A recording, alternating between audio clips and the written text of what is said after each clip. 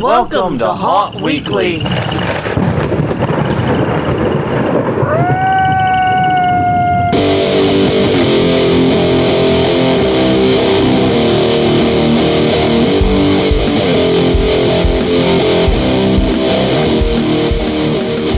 Hello everyone, I'm Jonathan. I'm Crystal. And this is Haunt Weekly, a weekly podcast for the haunted attraction and haunted entertainment community. Whether you're an actor, owner, or just plain aficionado, we aim to be a podcast for you. Happy Mardi Gras, everyone out there all throughout the nation, including most people who don't really get to celebrate Mardi Gras. This is just another Monday. Yeah.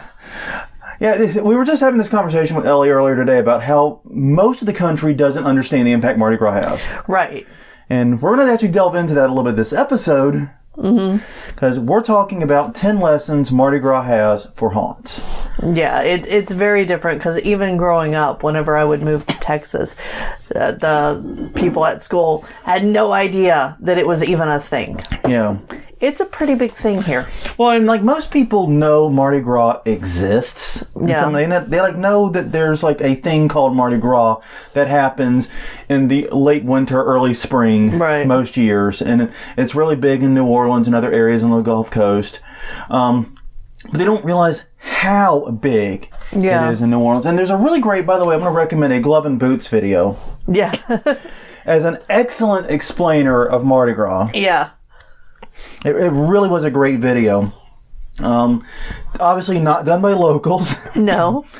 But still spiritually very accurate. Yeah. And it's interesting because we just ate at a sushi restaurant before we recorded. We're recording on Monday, which is kind of suicidal for us. But we're doing it on Monday, and we just ate at a lovely sushi restaurant in another parish, a.k.a. county. Right. Away from all the activity. And they have a big sign on the door. We're going to be closed tomorrow for Mardi Gras. Yep. So, but we're doing this on Lundi Gras. Yes. Which is the day before Mardi Gras. Right. And the reason we're doing this is because of where I work. I have 3 days off this week. Yeah, you have a 5-day weekend. I have a 5-day weekend for a holiday. You don't get that for Christmas, to put this in some reference. I don't get it. True. Yes, we'll just say true and move on. You don't get it for Thanksgiving. No, I don't, because it's just 2 days. Yeah, it's just 2 days for Thanksgiving. You technically have to come back that Friday after. No, it's the Thursday, Friday? Yeah. Okay, yeah. Yeah, they always give us the Friday after. But you get 2 days at Thanksgiving. So Mardi Gras is definitely at least bigger than Thanksgiving around here. Yeah. Yeah, that's how huge it is. But anyways, we almost forgot to do the plug. This is Haunt Weekly, not Mardi Gras Weekly, as luck would have it. You can find us at our website, hauntweekly.com. We're on Twitter and Facebook, both at Haunt Weekly. tinyurl.com/Haunt Weekly is our YouTube channel. We're also on iTunes, Google Play, Stitchers, wherever you get your favorite podcasts. Yes. All right, with that little promotion aside, since we don't like have Skillshare or anything else we can pimp for here. We got to pimp for ourselves. Yeah. We are our own sponsors. We are. Anyways, all right, first thing is first, before we jump into the Mardi Gras goodness, time for some conference reminders. It is an even week. That means I do first. Yes. All right. So coming up March 21st through the 24th in St. Louis, Missouri is Transworld's Halloween and Attraction Show at the America Center, co-located with Transworld's Christmas Show for reasons. There will be tours of Darkness and Limp Brewery behind the scenes. It'll also feature a party at the City Museum on Thursday, a performance by Vampire Circus on Friday, and a vampire ball on Saturday. Learn more at haashow.com. Okay, then May 10th through the 12th, it's West Coast Haunters Convention in Portland, Oregon at the Doubletree Hotel Portland. Touring Nightmare Factory Haunted House also includes a costume ball, a silent auction, and the Nightmare After West Coast Haunters Convention Film Festival with a secret selection of films. Shh! HauntersConvention.com for more info. Excuse me. May 17th through the 19th at the Ohio State Reformatory, Mansfield, Ohio. It's the Ohio Halloween and Haunters Convention, and there will be tours of 6 haunted attractions, a pre-show tour of Hauntville, the Hudson House, and Haunted Hydro, and during the weekend itself, there will be tours of Blood Prison, Lessons in Fear, and Trail of Nightmares. There's also a Freakers Ball costume party, a ghost hunt, and more. Ohio Halloween and Haunters Convention.com for more details. Yes, basically it's just the name plus the .com. Yeah. Okay, June 7th through the 9th. Midwest Haunters Convention in Schaumburg, Illinois at the Renaissance Schaumburg Convention Center Hotel. Tours of Dead Rising, Midnight Terror, Massacre, Basement of the Dead, and Hell's Gate. Hey, we're referencing one of those in a minute. Okay, cool. MidwestHauntersConvention.com for more info. And go back, if you want to our previous episode where we toured all 5 of those attractions and have nothing but great things to say about all of them. It's a very good mix of haunts on that list. Yes. It really is. I would be super stoked to go on that tour. Yes, we went with the Lost Souls Chicago bus tour. Yes, and it was awesome. Yes. All right. A new one to our list because it's a new month. We expand and grow, and the ball rolls forward usually at the beginning of the month. And we just learned about it. Yeah, we just learned about it too. But also, it would have been off until this week anyway, right. So it works out. But also coming up June 21st through the 23rd at the Oaks Campground in Munith, Michigan. M-U-N-I-T-H, Michigan. I have no idea where the fuck that is. It's Michigan Haunt Fest. They'll be featuring make and takes, a campsite decorating contest, and a pancake breakfast. Some of the proceeds will be benefiting the Humane Society. MichiganHauntFest.weebly.com is the website. And I do find it interesting, a haunted attraction and haunters convention at a campsite. Yeah. Just interesting. I like that. That'd be fun. It's something very different. I got to say that. It's very different. Yes. Okay, and finally for the conference reminders, July 27th through the 28th, it is the Texas Haunters Convention in Mesquite Convention Center. It features a meet and greet and a costume ball. TexasHauntersConvention.com for more info. And that is in Mesquite, Texas. We forgot to include the town, which is right outside Dallas. For those who are curious, I'm putting it in the notes now so we won't screw it up next time. Yes, unfortunately, we will not be able to go. No, we will not be able to go. This is done by a lot of the same people who were behind Halloween and Haunt Fest, who, as we all know, last season had to cancel at the last minute due to the untimely death of the founder. Right. But very excited to see them picking up the ball. And looking at the vendors floor and some of the things they got on that website, they're kicking some butt. Yay. This is going to be a good conference, I think. This is going to be interesting. So I'm excited about this one. It's a pity we can't go, but it's going to be great. You should go. Yes, you should go. Anyone that doesn't have the bizarre allergy Crystal has should go. Yes, I'm literally allergic to the venue. Because it's attached to a rodeo venue, which normally shouldn't be a problem. But they use cedar chips, apparently. Apparently. There is something in that wood chippery. In that venue that I was very sick by the last day. Yeah, so you should go. Because I was not impacted. Right. So I can... only 50% of the people in this... in this room, yes. That may be a sampling error. That may be. Yeah. No, definitely. It was a great time there 2 years ago, and it looks like it's going to be a great time this year. Yes. All right, on that note, everyone, it is Mardi Gras time, and we're celebrating ourselves by enjoying some time off from work. Frankly, we've gotten a little too old and a little too antisocial for the biggest of the parties. Yeah. Life's changed. We have a committed relationship now. We're older. Yeah. We don't want to be the creepy older people going out trying to get girls. Yeah, it's kind of weird.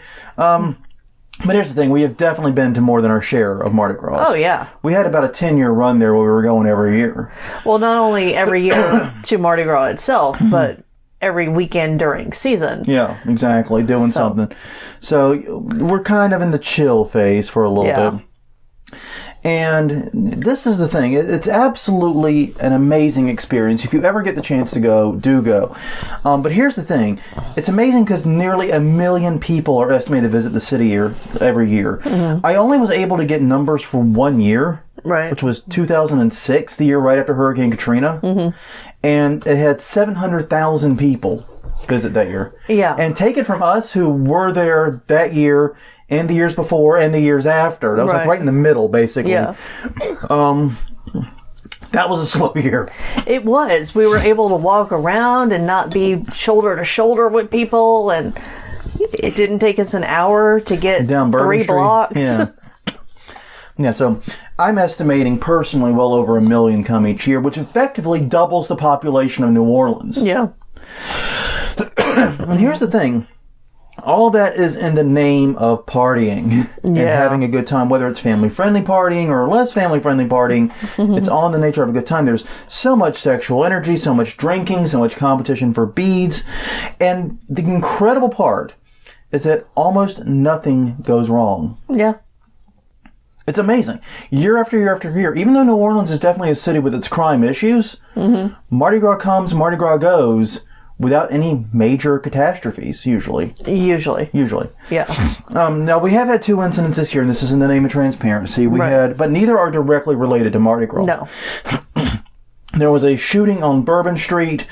A local shot another local, kind of by accident, it looks like, as he was getting thrown out of a restaurant. Yeah. Took the guard's gun, which raises a bunch of questions, and fired shots and struck another local who was passing by. Yes.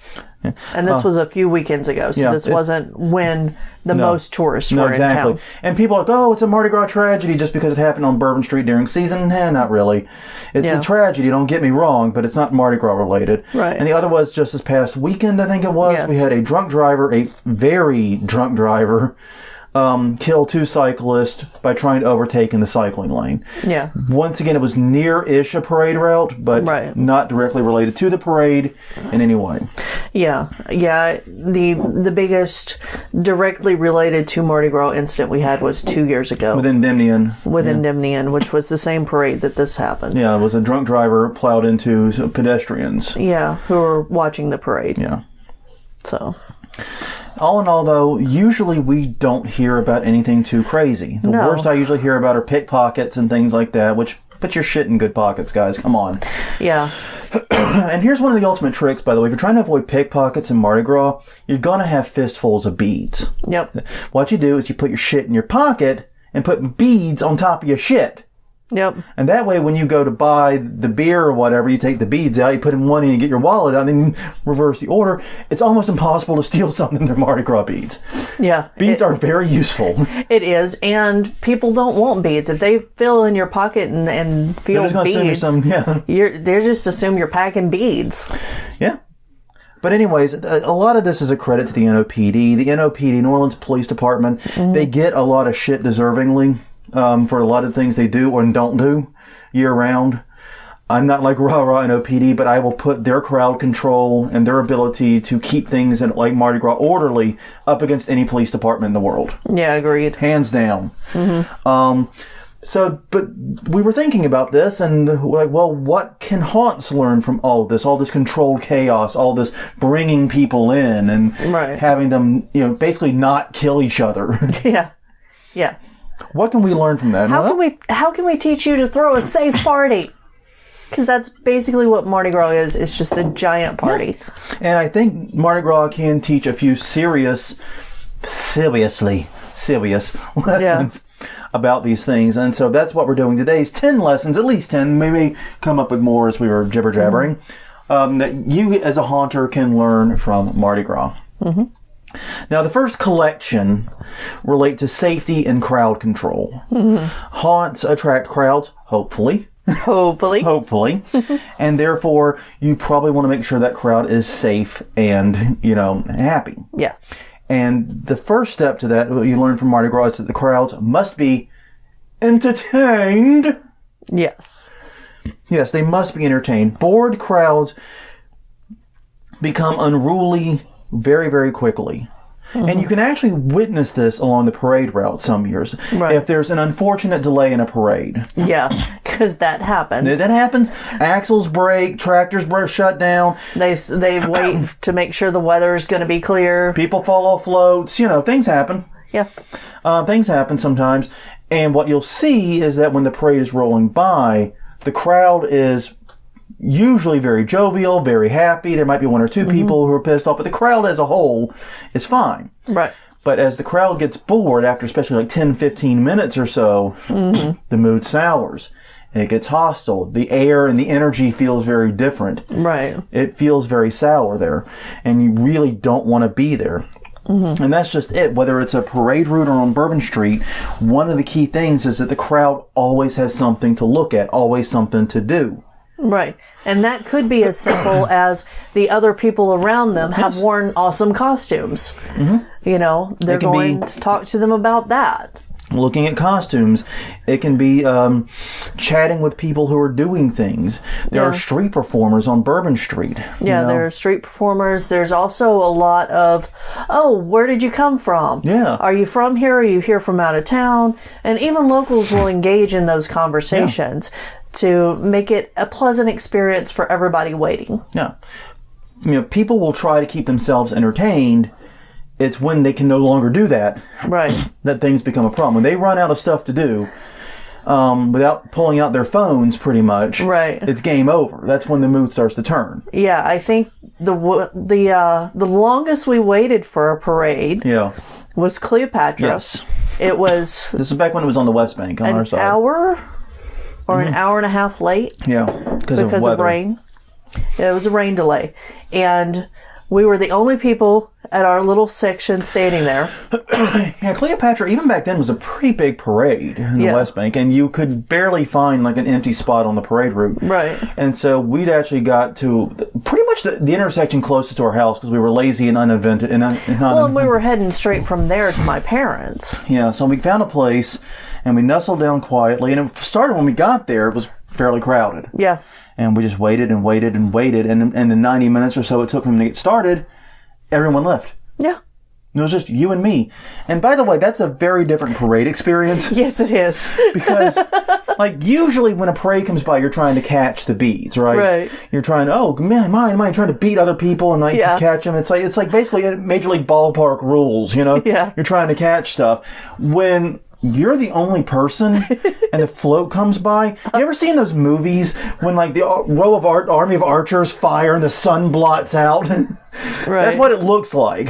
Yeah. Except it's Mardi Gras beads. And you go from trying to catch them to trying to dodge them. Yes. Because them fuckers hurt. They turn out to be quite heavy, especially if they're in full bags.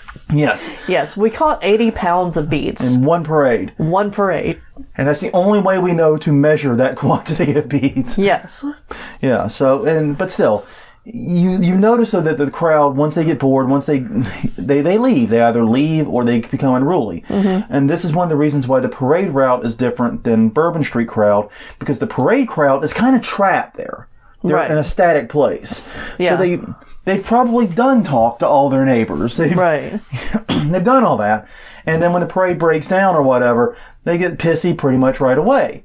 On Bourbon Street, you can always roam to the next thing. You're free to talk to this new person you just saw, or check out the new costume, or the girls on the balcony, or whatever. Yeah, there's always something new. Yeah, or the guys on the balcony, if that's your preference. But yeah, there's always places to go there. You're not stuck. You're not trying to watch a thing that isn't happening. Yeah, exactly. There's a big difference between those two things. So yeah, basically think about how you can keep people entertained the entire time they are at your attraction, including when they're waiting in line. Yeah. I've seen haunts do this very well. I've seen haunts do this extremely poorly. Mm-hmm. I think the worst haunt I've ever seen handle this was Terror on the Coast. Okay. We waited about 90 minutes in line there, which I think was too long for that size of that crowd. But there was so little entertainment that we could see them. And it wasn't that they didn't try. Right. They had like a burlesque show and other things going on, but you couldn't see any of it. Well, you couldn't see it, and it ended... halfway through. Yeah. And not even halfway through. No, we still had an hour of waiting with nothing to do. So... But the best I've seen... Well, what was your worst? You had a different one in mind. No, go ahead. The best I've seen personally was Basement of the Dead in Aurora, Illinois. Yeah. I've never wanted to be in a queue line that bad in my life. Yeah. I've never looked at a queue line while I'm standing in the fastest of the fast access lines. Yeah. Why would I go there? They look like they're having fun. They're having a much better time than I'm going to just going through a haunted house. Yeah. You know? Yeah. But yeah, I've seen it done really, really well, and I've seen it done really poorly. And I'll tell you what, even though the wait for the Basement of the Dead was probably 2 hours long or more, they were not minding it. No. I didn't see a single person minding it in that crowd. All happy faces, everyone having a good time. Yep. But if you want to keep the crowd orderly, you got to keep them entertained. Yes. Step 1. Item 2, make your security and your staff visible. A lot of haunts don't get this right. Right. And it kind of bugs me a little bit. Here's the thing.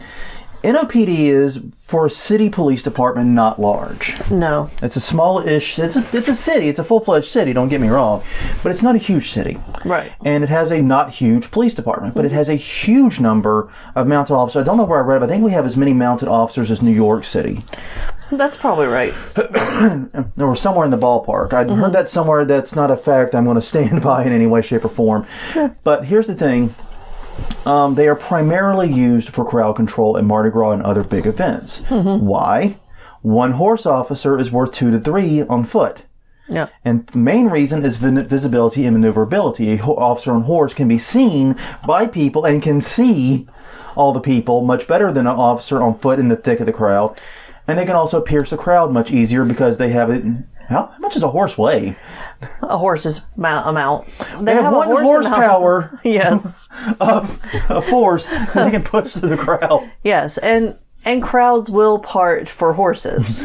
They won't always part for other people, especially since some of the other people may be dressed as police officers in, silly costumes. But now, and this is the thing. It's like, okay, you're seeing the strategy where the NOPD puts a heavy emphasis on having its officers very visible. Right. And very accessible to anyone, anytime. And so then when you go to a haunted house, the staff and the security are wearing haunt t-shirts and plain security shirts. Yeah. They don't look any different than any other customer. They're not in a position that's any different than any other customer. Not a lot of the times, no. No. And they blend in. Yeah. Like, I've literally walked into people who work at home. Like, literally walked right into them while waiting in line or entering the property. Yeah, or thought that somebody caught up to us, but it was actually just security coming because they saw a problem in front of us. But we didn't realize that they weren't just another customer that had caught up. So consider having your staff be more visible. Yeah. I've seen a couple of haunts that I think do it very well, where they have the security and so forth wear bright yellow shirts. Right. High visibility gear. Yeah. And it's weird because haunts instinctively do this in the parking lot. Yeah. If they have a parking crew, the parking crew is wearing high visibility gear because they're dealing with cars, but also because they want to make sure the staff is seen, but they don't play the same game whenever it's staff in front of house or inside house. Right. And I understand inside house a little bit more, but you still should have something recognizable. Yeah. Because if there's an emergency inside, then people need to be able to get to someone with authority to get them wherever they need to be. Exactly. So it needs to be both easy for the customers and your other staff members to see who's staff. Right. And I'm not saying you should hire a bunch of mounted units to patrol your line. That's a bit much. You're going to have horses going through the haunt. But consider elevating your people and making sure that they're wearing high enough visibility gear so that they can be seen. Yeah. And this helps, like I said, it both helps visibility for the customers who may need, and if the customer needs help or maybe is thinking about doing something they shouldn't be doing, a highly visible security/staff presence will deter that. Yep, exactly. But it also helps your staff because they have better visibility of the crowd and can spot problems, possibly before they go too far. Yeah. One of the things the mounted officers do in Mardi Gras, for example, is if they see a fight or something starting to break out, they step in before it becomes a real, multi-person brawl. Yeah. Because if you can break something up when it's just a shoving match between two people, you can break it up. You don't have to arrest anyone. Just say, you go that way, you go that way. Enjoy your Mardi Gras. Never darken our towels again. Yeah. You can tell them that, and everyone's fine, and you don't have a police officer having to take someone downtown. You don't pull someone off the street. But if it becomes a brawl, and there are people actively trying to kill one another, which those things can boil over to, then A, you've got a much more dangerous situation, and B, you're probably going to have to make some real arrests. Yeah. Luckily, we've not had any reports of that ever happening, but it could. I think one of the reasons is because of the preemptive action of the NOPD. Yeah. We've seen the NOPD get involved in minor scuffles. Yes. And separate them and just send them opposite directions. Yeah. And that's the end of it. Yes. And if you're an angry drunk who wants to fight, don't come to my city. Please don't. Please. Sorry. Just don't come. At least don't drink if you're here. Yeah, I don't understand people who are angry, fighty drunks who drink. No. Once you learn that about yourself... Yeah. Because we've almost been in a couple of fights on bourbon, just random people walking by wanting to fight us. Yeah. It's happened. It's like, dude, we're just walking. Yeah. We're on the other side of the road. Yeah. Anyway, neither here nor there. Yeah. Sorry. Okay. Next tip. Be permissive within reason. Yeah. This has been a big one. I've been to haunts that do not understand this concept. Yes, you have your rules. Yes, you should take those rules seriously.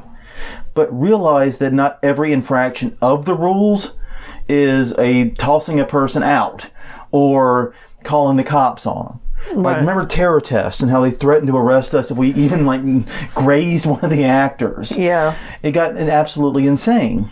It did. And it creates a very hostile environment, I would say. Yeah, you put your customers on the defense immediately.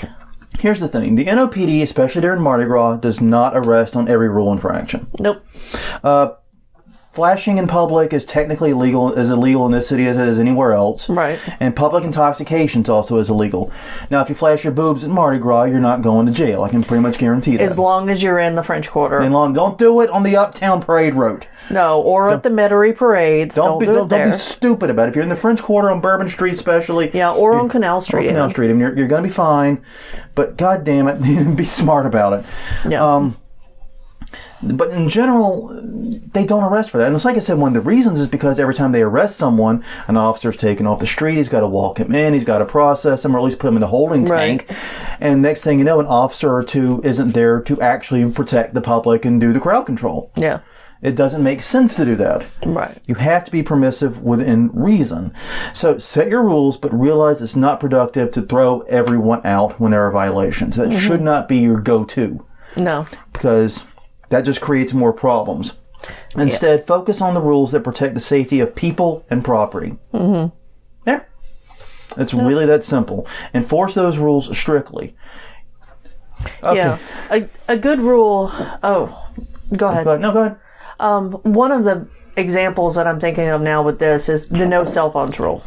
Yeah. At many haunts we've been to, there's the no cell phones rule, which, if a customer has it in their pocket, it should be fine for them to bring it. And we've almost walked away from haunts before we bought tickets, because whenever Ellie goes with us, she's on call 24/7, 365. She cannot be without her phone because of her work. No. Unless you want your credit card transactions and mysteriously stop working. Yeah. Yeah, you want Ellie with her phone, trust me. Yeah, exactly. Now, she's never had to bring it out in a haunt. No. But she needs to be able to if something goes wrong. And she has a smartwatch too. She can get the alert on her watch and okay, the minute I'm out of this haunt or out of this escape room or whatever, I got to go get my laptop out and do something. Yeah, exactly. Yeah, so that's one of those rules that you really need to listen to your customers' reasons about why they want it with them. Yeah, and in the opposite vein, rules about attacking or lunging at actors. Yeah, that's a strict enforcement rule. It is. That's harming people. That person goes out the fucking door. Yeah. By the scruff of their neck, if they have any scruff to speak of. Yeah, exactly. Yeah, they definitely get ejected. And let me give you an example that the NOPD, this was a story I read a few years ago. The NOPD, they were getting ready to line up for the big Mardi Gras clean out when they do the little V and go down Bourbon Street and clear the street. Yes, Bourbon Street closes, by the way. Yeah, we're going to get on that in a minute, actually. But we'll have more on that. But anyways, they were lining up, and they literally see a woman flash her breast at the lining officers. Oh. They laugh, and they move on, man. We're getting ready to clear out the street. They have a laugh and send her on her way. No enforcement. A guy comes up and smacks one of the horses on the ass and tries to get it to charge. Yeah. He went straight to jail. Yeah. His Mardi Gras ended about 2 minutes early. Yeah. Yeah, you don't do that. So you see, that's an example. There's some rules you have a little leeway on, and some that you don't. So basically, for other rules, you can enforce in different ways. Give warnings. Yeah. A lot of people, in fact, most people will change their behavior with a warning. Jokes. if you can make fun of someone for being an idiot, yeah, I couldn't throw you out for that, but I'd rather call you a damned idiot. Yeah. Type thing. You can make jokes at people's expense about it. Yeah, it's effective. And basically just a soft touch in general. And this was something that was discussed in a lot of the HauntCon things we saw. And I really liked how they were talking about how you have the first warning, the polite reminder warning, the more serious warning, and then the, okay, now, you've gone too far, buddy. Even though it's not a rule of people or property, you got to go. Right. That's not a bad system. No, it's not. It's just some haunts, it's the minute you walk in, these are the 13 rules. You break any of these rules, you're out. Yeah. Yeah. And we have to make those decisions. And you have to make sure your actors are clear on those too. Because they are going to see things that you want. Yes. As owners. And if you are an actor, you're going to see things that you need to know how to deal with it. Yeah. And how to respond to it. So if, like, last year, we have no cell phones in the haunt room. Yeah. No cell phones out. No cell phones out. And there were a couple of people who came in and they were taking video. I could tell they were taking video. But their video was all blurry and just them screaming.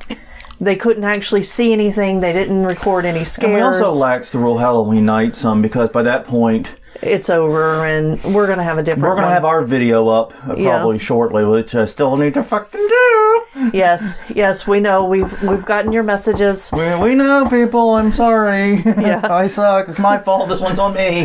Yeah. Okay, anyway. But anyway, I made the decision not to stop her when she was going through. Yeah. And the one that I'm really thinking about. Yeah. But our Q-Line actor stopped her on the way out to make sure that she didn't post the video until after Halloween was over. And that seems fair. Yeah. So yeah, just know how, when and where you can give on the rules, because super strict enforcement is a guaranteed way not only to give you more things you have to enforce, right, but also to anger and upset your crowd.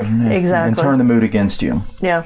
And that leads us to the next thing, which is clamp down when something becomes a problem.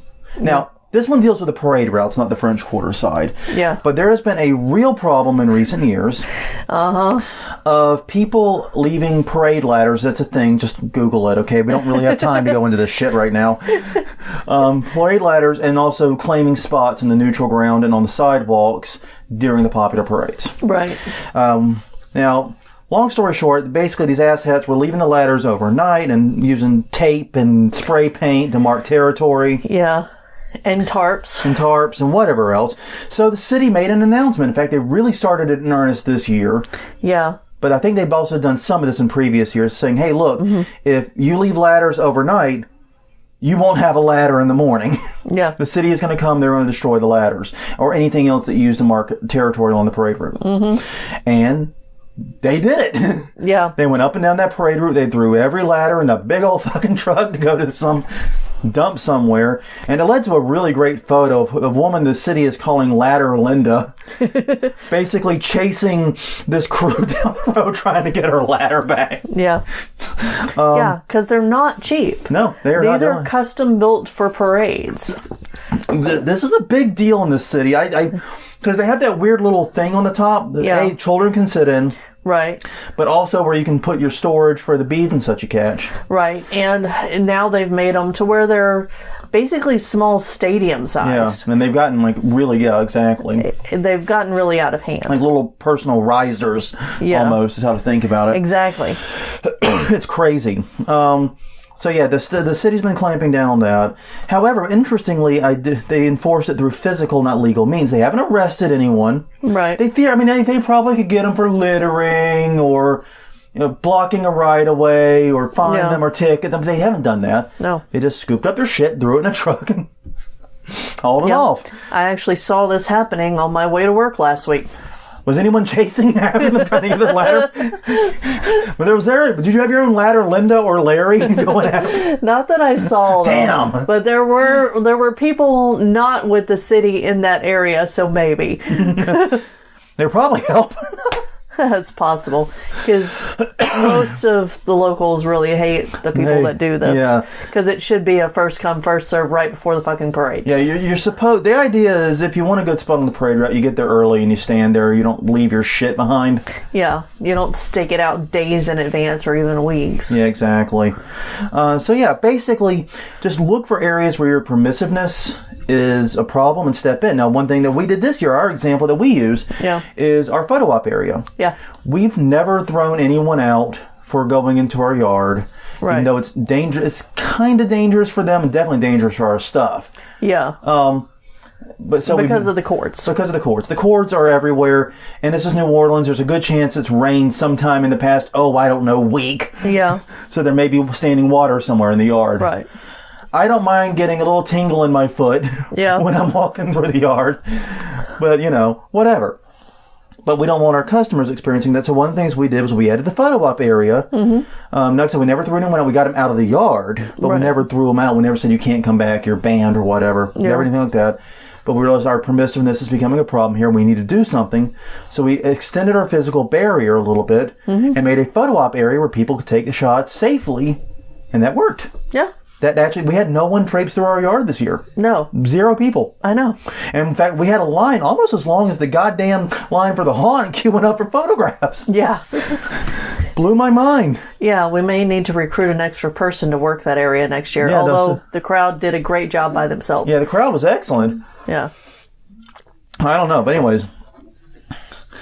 So, the next group of thoughts we had pertain to the fact that Mardi Gras is a seasonal attraction. Yeah. And basically, keep an eye where your permissiveness is a problem and use physical barriers rather than necessarily legal ones. Yeah. If you have problem with people traipsing through an area where they shouldn't be, put up a barrier. Yeah. Don't just make it a point to kick every single person out that goes in there. Yeah. You know what I mean? Anyway, but Mardi Gras is a seasonal attraction. I never thought about it until these conversations. Mm-hmm. But Mardi Gras season is almost the exact same length as haunt season. Yeah. It's roughly 6 to 8 weeks, depending upon how you roll either of them. Right. And there's always that slow ramp up. It begins for New Orleanians, it realistically begins with Recruit View. Yeah.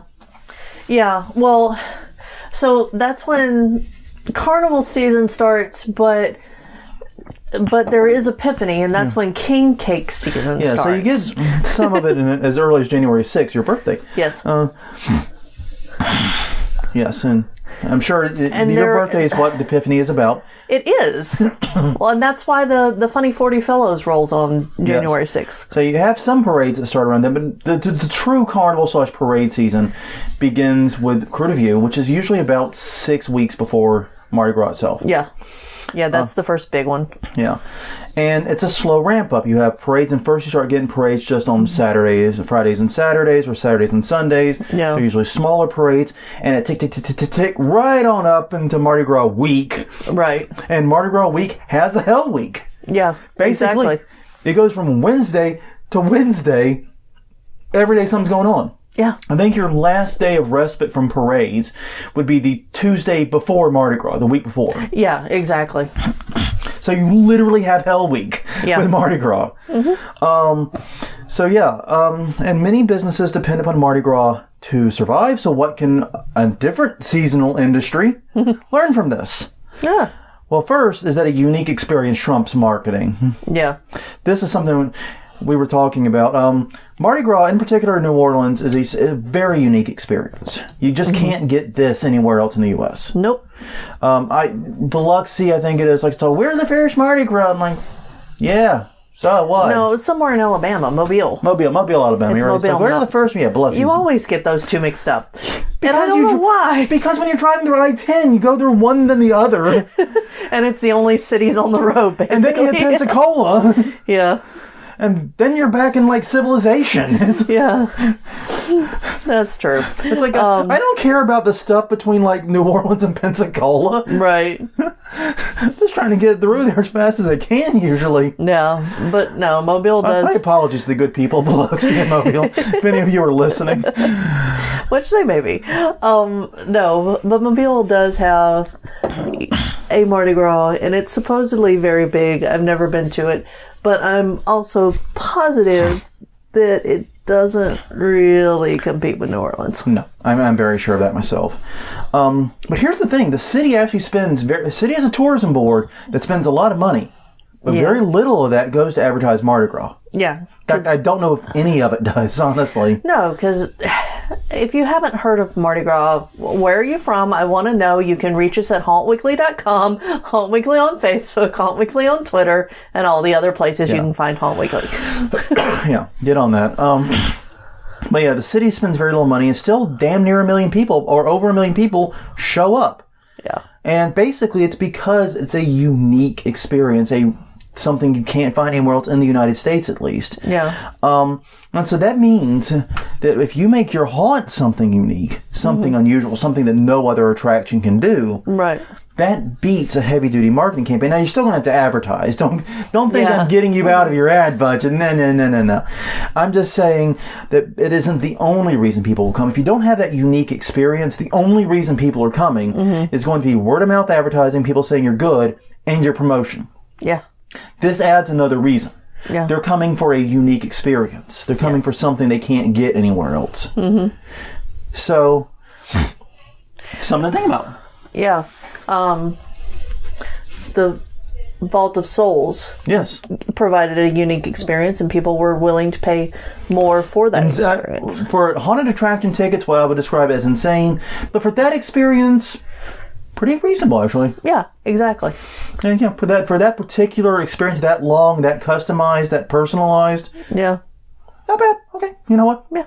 I back off. Just throwing an example out of something that was unique that I thought of. And I think that's one of the reasons why we're seeing this push toward extreme haunts, because a lot of areas don't have extreme haunts. Right. And it's seen as a unique experience. But here's the thing. Once the second haunt opens up with that experience, the uniqueness is gone. Yeah. Well, not only that, but how far can you go? Okay, so there's the how far can you go, but there's also the is it fun? Yeah. Are people going to enjoy it and tell other people to go? It's still got to be a fun experience. Very good point. Okay. Another thing we've realized, time limits can be exciting. Yay. I mean, as weird as that sounds, Mardi Gras does have a firm time limit. Yep. At 0:01 hours, 12:01 a.m. on Ash Wednesday, it's over. The police line up at Canal Street side on Bourbon Street, where Canal and Bourbon intersect, and they use their horses, the horsies, to basically clear the street and push the crowd indoors. Now, technically, all that really means is you got to find the inside of a bar for an hour or two. Yeah. Maybe time to sober it, maybe time to actually get drunk. Either way, you're going to go inside for a little bit. Yeah, there's lots of after parties too. So around. It's not like it ends, but the actual what we think of with Mardi Gras is supposed to be over at that point. But that's just it. Mardi Gras is a limited time affair. Yeah, it's limited to 6 goddamn weeks. Yeah. But it's still a limited time affair, and that's what brings people in. It's something that they can only do at this particular time. Right. And see, your season is already limited, so that's kind of good and for that. But here's the thing. You can have events and special occasions that are even more limited within that. You can do a special weekend, this weekend only. See this. Yeah. And that might give your haunt some revisibility, too, when people are wanting to go get the new experiences this weekend or that weekend. It can really, really help. And another good example is we went to the Christmas show at New Orleans Nightmare House.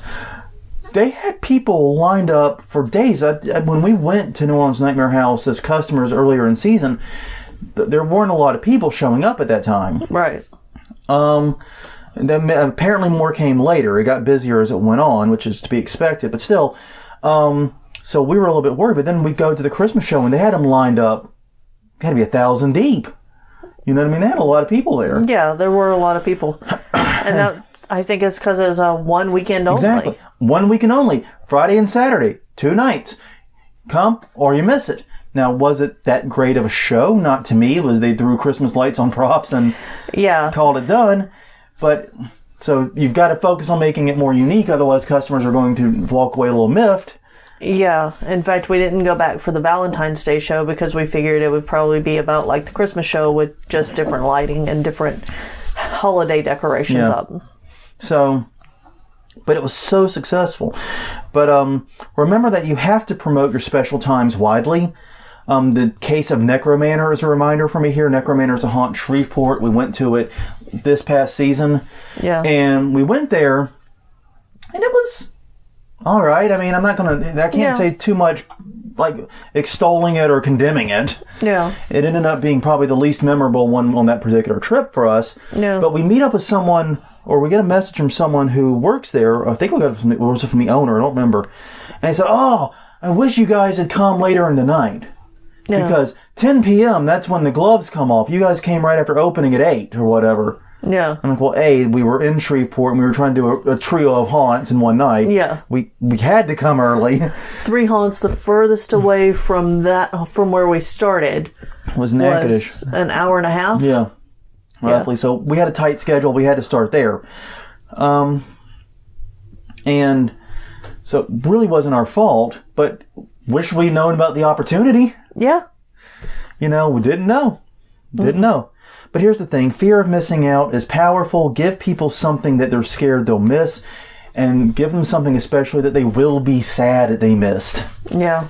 It can actually help drive a lot of ticket sales. It's one of the reasons why I think Mardi Gras is such a compelling holiday.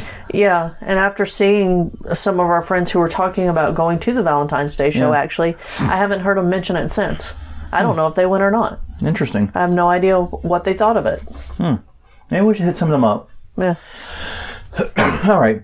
Speaking of seasonal events, extra seasonal events are great. Mardi Gras is not the only big party the city throws, even contrary to popular belief. Right. We have several big parties this year. Halloween is often considered the second Mardi Gras this year. Yeah. In the city. We also have a huge party. Southern Decadence is a gay pride festival that's very huge. Yeah. Labor Day weekend. We also have Essence Fest. Yep. A rap and hip hop festival that's very, very huge too. That runs in summer. I'm trying to remember when that one runs. I thought it was March. Maybe not. If it's March this year. Let's see. But no, it's July. It's July. Okay, it is middle of summer. Okay. Yeah, 'cause I thought it was Mardi Gras, Jazz Fest, Essence Fest. Jazz and French Quarter Fest are back-to-back festivals. Yes, exactly. And then Decadence and Halloween. And then continue. Yeah. We have festivals all year round. We literally Some are smaller than bigger. Yeah, we literally have at least one festival every weekend of the year. Yeah. Just the truth. Now, some of these are not very big. Something like Po' Boy Festival, which, while a local favorite, is not the biggest festival on the planet. Right. It's getting bigger, though. Last time we went, it was too crowded. Yeah, we haven't been back, so it's been a few years ago. You have like Food Truck Festival. You got all these smaller French festivals. Fest. They're not really tourist-oriented, though. Right, exactly. But yeah. But you have those which really are tourist-oriented festivals. And so, haunts can do the same thing. They can find similar events to extend their season some. Valentine's Day and Christmas, we've already mentioned those. Those are easy ones. There are plenty of events where people want to go on dates. People might want to seek out something a little macabre. Right. Give it to them. And basically, though, one thing to note is that all the events we just described are extremely different from Mardi Gras. Yeah. With maybe the exception of Southern Decadence. Yeah. Because that's... It's often referred to as gay Mardi Gras. Yeah. Even though Mardi Gras can be pretty gay. Yeah. Depending on where you are in the French Quarter, Mardi Gras can be pretty gay. Yes. So, whatever. And finally,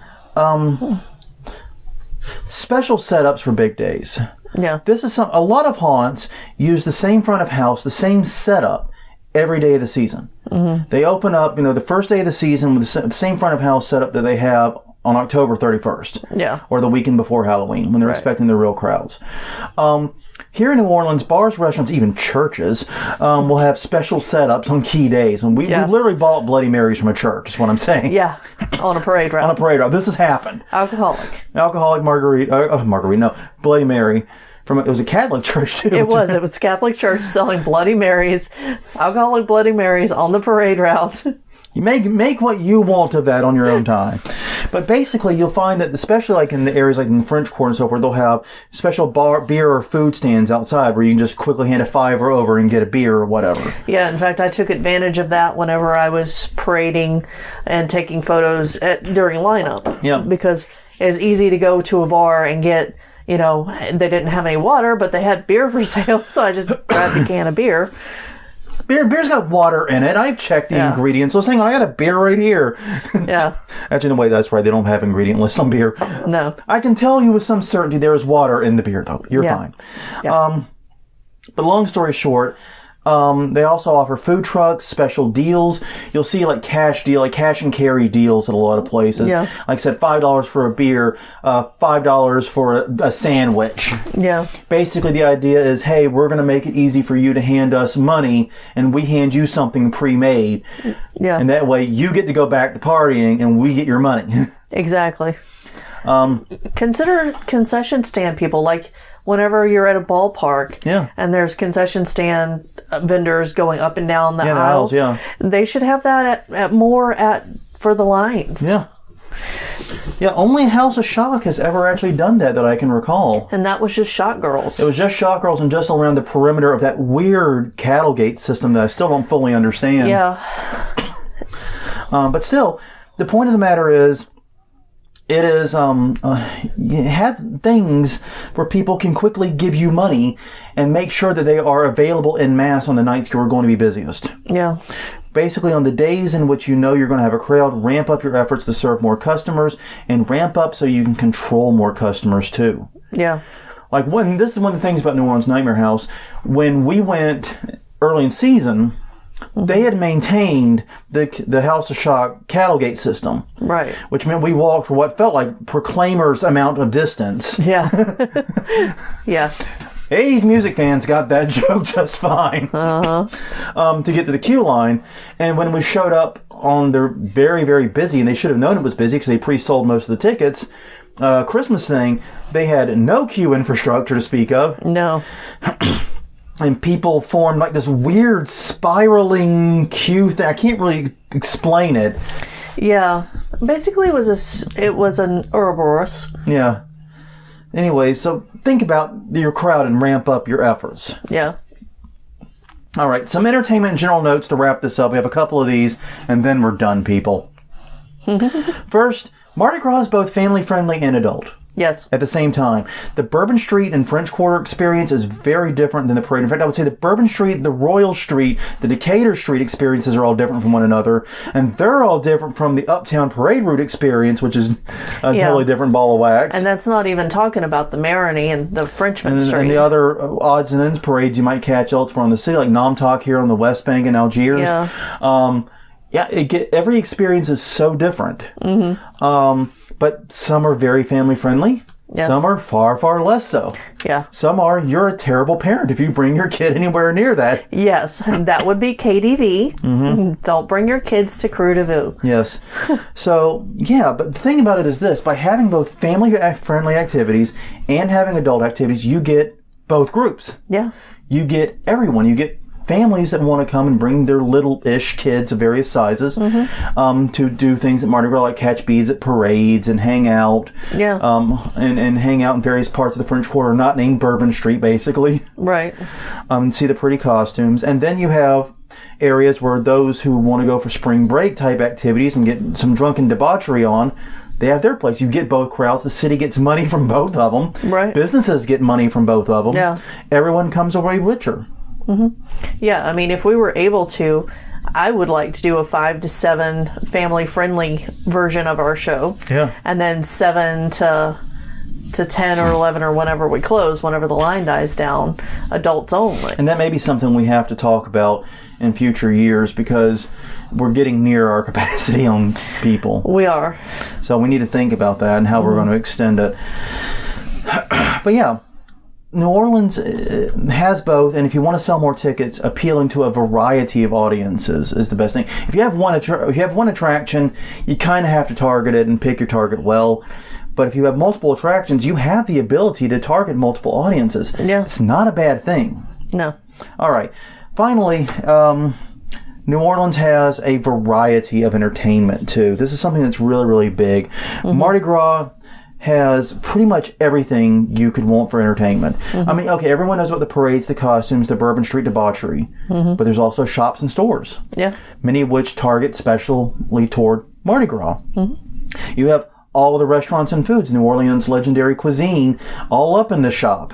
Yeah. You even have museums and things that you can go to, like the insectarium, the aquarium. You can go to the pharmacy museum, which we keep recommending, though very few people seem to go to. Yes, but the few that did really enjoyed it. The problem is the pharmacy. It's a hard sell. It's called the Pharmacy Museum. Yeah. It's not called, which it should be called, it's the Museum of, of Death, basically. It's the Museum of Disease and Death of New Orleans. It's what it really is. Yes. Torture devices of the 18th century. The past is medical inventions. Yes. So yeah, a variety of entertainment keeps people here longer. The average person who comes from Mardi Gras stays for more than a week. Yeah. You can't spend, no matter how hard you try, take it from me, no matter how hard you try, you cannot spend that entire week drunk and roaming Bourbon Street.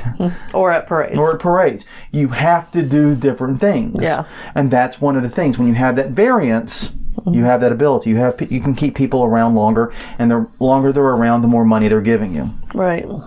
So mix your haunted attractions with other things. Add some games. Add some food and drink. Observation decks, concerts, anything. Bring other stuff to your venue.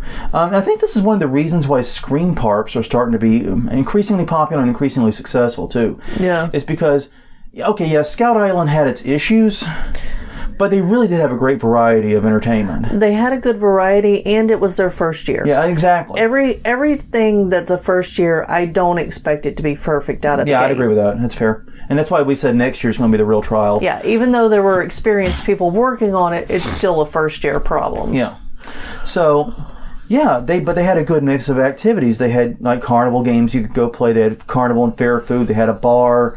They had no scare zones. They had scare zones. Yeah, they had a little bit of everything. You literally could always find something different to do. And even the attractions were different. You had one that was a laser tag. Exactly. I was just about to say, there was one that was family friendly and one that was supposed to be scarier. Yeah, and then you had the one funhouse one, which was maybe like some more family friendly. Right. And then you had the actual scare attraction, which was the woods one. Right. So, they had a good variety of activity there, and that's something I think was very powerful and made sure that, because hey, here's the thing, we showed up not long after they opened. Right. We did. We were there with, I think, about 30 to 40 minutes of opening time. No, we were there later than that. Well, not much later than opening. We were there not too late after opening, but we stayed right until closing. Yeah. Well, and part of that is that they have two openings. They have one opening for the general area, and then we were there within 30 minutes of opening the actual... That's what I'm thinking. That's what I'm thinking. The actual attraction parts. Yes, that's what I'm thinking. You are right. Yes. They had like a 6 p.m. opening or 5:30 opening for the actual park, but the actual attractions didn't open until 7. Right, and so we got there like at 7:30. That's why we're both right. Yes, exactly. Somehow we find a way to both be right. That's the best kind of right. Yeah, it really is. So long story short, a lot of variety of activities. People will stay longer and stay happy. Yep. Well, I think that's about all I've got. That's 10 ways in which, 10 lessons from Mardi Gras for haunts. And I think, the more I thought about it as I was working on these notes, it makes sense to pull those lessons because there's so much similarity. Even though like New Orleans, Mardi Gras is not a fear-based attraction, well, for most people.